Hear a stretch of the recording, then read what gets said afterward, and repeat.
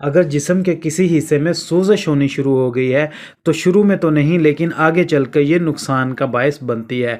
आज की ये वीडियो आपको ना सिर्फ ऐसी चीज़ों के बारे में बताएगी जिनसे इन्फ्लेमेशन ख़त्म होगी, बल्कि आप इस वीडियो को देखने के बाद इन्फ्लेमेशन के बारे में भी जान जाएंगे।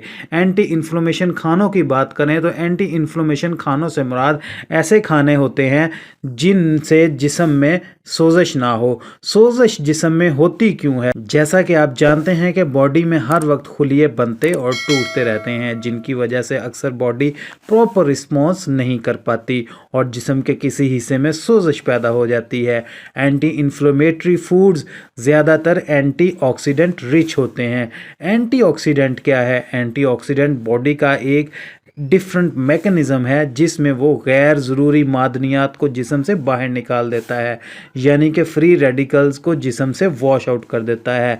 इस तरह ये एक निज़ाम कुदरत बना हुआ है। इसमें अगर कोई प्रॉब्लम आए तो ये इन्फ्लेमेशन की तरफ चला जाता है। इन्फ्लेमेशन किन लोगों में ज़्यादा होती है? जो लोग मीठा ज़्यादा खाते हैं, वर्जिश नहीं करते, जिसकी वजह से सोजश बॉडी में बढ़ने लगती है। आप क्या कर सकते हैं? फ्रूट्स और सब्जियां सबसे ज़्यादा एंटीऑक्सीडेंट्स रिच होती हैं। फ्रूट्स में बेरीज खा सकते हैं, स्ट्रॉबेरी और चेरी बहुत अहम हैं, और सब्जियों में सब्ज़ पत्तों वाली सब्जियां खाएं। सलाद पत्ता, पालक, साग, खीरा खा सकते हैं। ज़्यादा तरी वाले खानों से इज्तनाब करना होगा।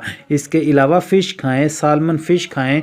इसमें ओमेगा 3 होता है जो सोजश को कम करने में मदद देता है। पानी का इस्तेमाल ज़्यादा से ज़्यादा करें। हाइड्रेशन बहुत ज़्यादा ज़रूरी है। दिन के औकात में कम से कम 12 गिलास पानी लाजमी पिएँ। कमेंट सेक्शन में आकर अपनी राय का इजहार ज़रूर कीजिएगा कि आपको वीडियो कैसे लगी।